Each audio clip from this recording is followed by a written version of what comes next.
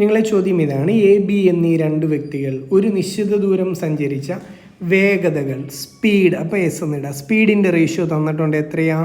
9:5. അപ്പോൾ ഇത് എയുടെ കഥ, ഇത് ബിയുടെ കഥ. ഓക്കെ ആണോ?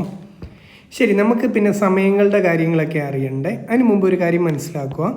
എപ്പോൾ സ്പീഡ് കൂടിയാലും നമ്മൾ യാത്രയുടെ വേഗത വർദ്ധിപ്പിച്ചാൽ കുറച്ച് സമയം കൊണ്ട് ലക്ഷ്യത്തിലെത്താം അല്ലേ?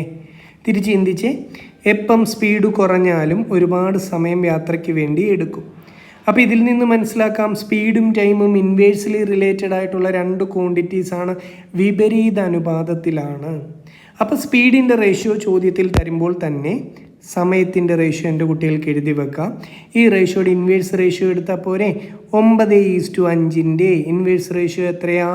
5:9. ക്ലിയർ ആണോ? എന്ന് പറഞ്ഞാൽ എ എന്നയാൾ ലക്ഷ്യത്തിലെത്താൻ 5 സമയം എടുത്തു, ബി എന്നയാൾ ലക്ഷ്യത്തിലെത്താൻ 9 സമയം എടുത്തു എന്നാണ് അതിൻ്റെ മീനിങ്. ഇനി ചോദ്യത്തിൽ എന്താ പറയുന്നത്? ചോദ്യത്തിൽ പറയുന്നു ബിക്ക് ലക്ഷ്യത്തിലെത്താൻ ഒരു 36 മിനിറ്റ് കൂടുതൽ എടുത്തു. അപ്പോൾ എൻ്റെ കുട്ടികൾ ഇവിടെ ചിന്തിക്കുക, ബി എന്നയാൾക്ക് ലക്ഷ്യത്തിലെത്താൻ എയേക്കാൾ എത്ര റേഷ്യോ കൂടുതലെടുത്തു എന്നൊന്ന് ചിന്തിച്ചേ. 5 എയുടെ റേഷ്യോ, 9 ബിയുടെ റേഷ്യോ. അപ്പോൾ എത്ര കൂടുതലെടുത്തു?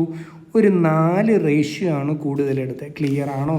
ചോദ്യത്തിൽ പറയുന്നു 36 മിനിറ്റ് കൂടുതലെടുത്തു, നമ്മൾ പറയുന്നു 4 റേഷ്യോ കൂടുതലെടുത്തു. അപ്പോൾ നമുക്ക് എഴുതി വെക്കാം, 4 റേഷ്യോയുടെ വിലയാണ് 36. എന്താ കണ്ടുപിടിക്കണ്ടേ?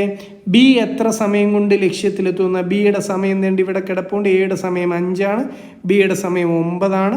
അപ്പം നമുക്ക് 9 എന്ന റേഷ്യോയുടെ യഥാർത്ഥ വില എത്ര എന്നാണ് കണ്ടുപിടിക്കേണ്ടത്. കഴിഞ്ഞില്ലേ? ഇവരൊന്ന് ക്രോസ് ചെയ്താൽ ആൻസറായി 9 ഗുണം 36 ഡിവൈഡഡ് ബൈ 4 അല്ലേ? ആരും ക്യാൻസലാകും. 4ഉം 36 ഇവിടെ ക്യാൻസൽ ചെയ്യാം. 4 ഗുണം 9 36. ബാക്കി എന്ത് വന്നു? 9 ഗുണം 9, 81 മിനിറ്റ് കൊണ്ടാണ് ബി എന്ന് പറയുന്നയാൾ ലക്ഷ്യത്തിൽ എത്തിച്ചേരുന്നത്. ക്ലിയർ അല്ലേ? Okay, thank you.